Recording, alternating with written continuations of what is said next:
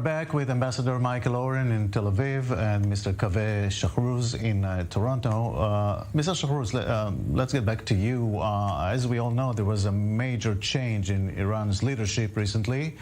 How that might change the outcome? Quite honestly, at the end of the day, I've always been of the view that there is no fundamental difference between different factions of the Iranian regime. The current president, Raisi, is called a hardliner. The previous one was called a moderate. At the end of the day, I think all of them are committed to strengthening the Islamic Republic and exporting its very, very toxic ideology. And frankly, I don't think it really makes that much of a difference. I mean, the previous administration might have wanted to open Iran up a little bit more to the West, but at the end of the day, I think the life of and the strength of the Islamic Republic is what matters most to them. So I think both administrations are equally toxic and equally problematic for the countries in the region. Are there any forces in Iran today that might say, maybe we're going too far, maybe we should rebuild the economy first, things like that?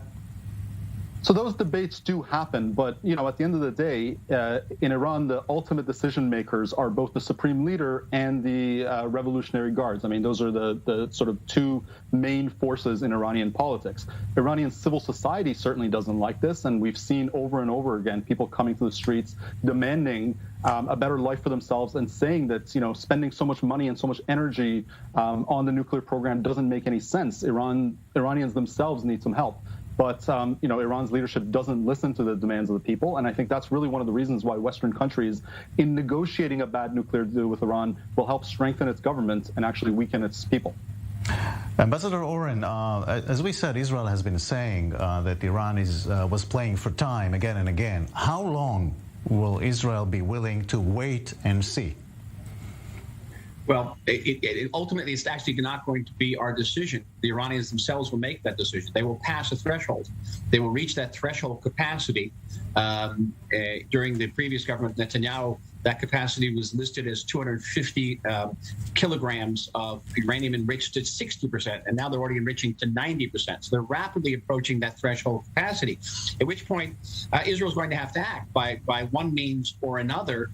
Basically, I believe we'll have no choice. And Mr. Shahrooz, the Iranian regime, they have no fear of a major conflict, military conflict, either with Israel, maybe even with the support of the U.S.? I suspect that the Iranians are afraid of military confrontation with Israel. It's a confrontation that I suspect they know they will lose.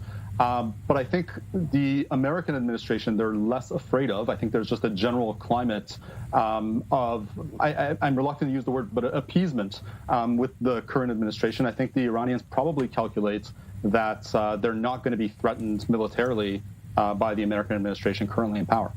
And internally, inside Iran, we saw demonstrations a couple years ago, economic problems, power outages, a lot of things happening.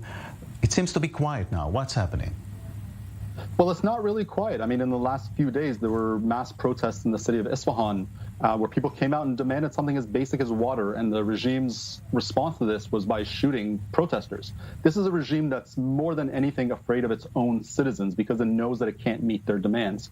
And so I think the international community needs to understand that deals with the Iranian regime only strengthen that regime, that really what the international community needs to do is to try to isolate as much as possible Iran's dictatorship and to try to strengthen its people so that they themselves can lead a change in that regime. And a changed regime in Iran, a democratic regime in Iran, will be one that will have much better relationships in the region and internationally. And then, countries like Israel can feel much safer knowing that there is actually a democratic and responsive government in Tehran.